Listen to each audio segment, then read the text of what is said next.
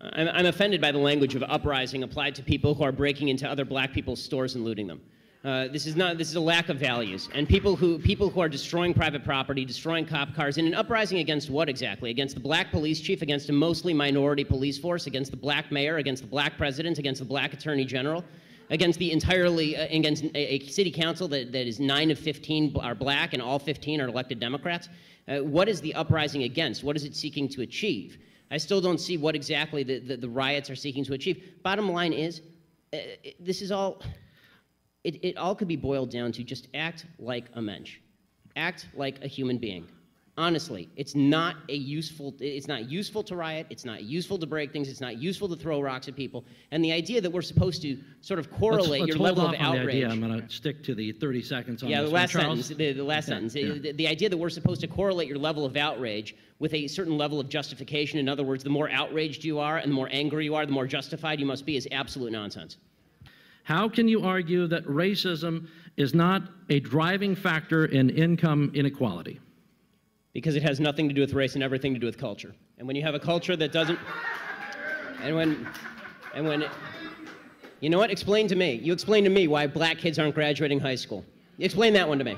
Explain to me why black kids are shooting each other in rates significantly higher than whites are shooting each other. Explain to me why 13% of the population is responsible for 50% of the murder. Explain to me why the number of black kids in prison, not for innocent reasons, not for walking down the street and getting pulled into a prison, is so high. Explain, if it has nothing to do with culture, explain to me why the single motherhood rate in the black community jumped from 20% to 70% in the same course of time that the civil rights movement has made such tremendous strides. Is America more racist now than it was in 1960? And if it is, please explain to me how that happened.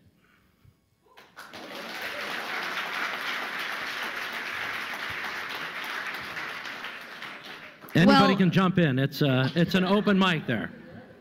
But there has to be racism. You can't say there's no racism. Without evidence? No. I'm just saying that I don't know which animal. Maybe we're talking about dogs or something. I'm talking about human beings, and I'm like, human beings are most likely going to have racial prejudices. I'm just so sorry. I'm just so sorry. I don't know. I come from planet Earth. Charles, I want to ask you a question. So your default is that when there is no evidence, racism is the deciding factor. That is no, I was not saying that. I'm just saying that, that you're going to have sexists, you're going to have racists, you're going to have all this stuff. I mean, I'm just saying that. I agree it exists, but the problem that I'm seeing, and this is the problem with the general conversation, is that there's no solution in simply saying there's racism out there. How does that solve anything? I mean, when you talk about there's institutional racism, what does that mean? Show me a law that is racist in intent, and we will agree. Show me a police officer who commits a racist act like we saw in South Carolina, right, where a police officer shot a black man running away and it was obviously unjustified, and I will agree. But you need, the idea that you can craft a narrative based on no racism because it just must be somewhere out there in the ether, that doesn't solve problems for anybody and creates more problems for people because now they grow up in a milieu and an environment where they are told that every obstacle they face is from some shadowy, nameless, faceless group who is out to get them simply because of the color of their skin. They'll never succeed in that environment.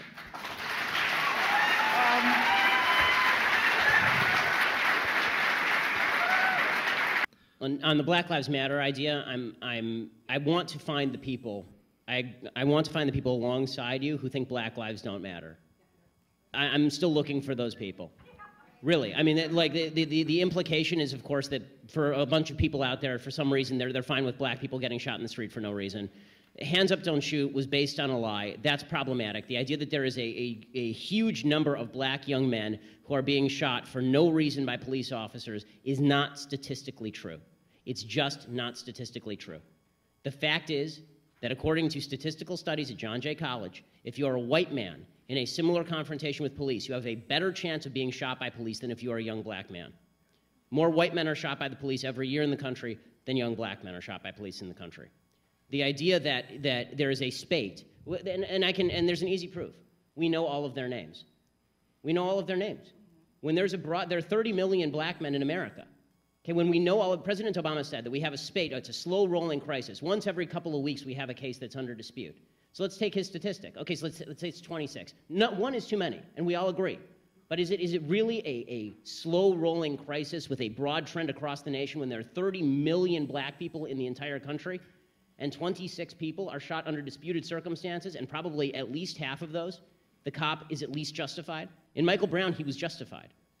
Okay, and so basing it on falsities, you can't base a narrative on lies. We're running out of time. I want to do a follow-up.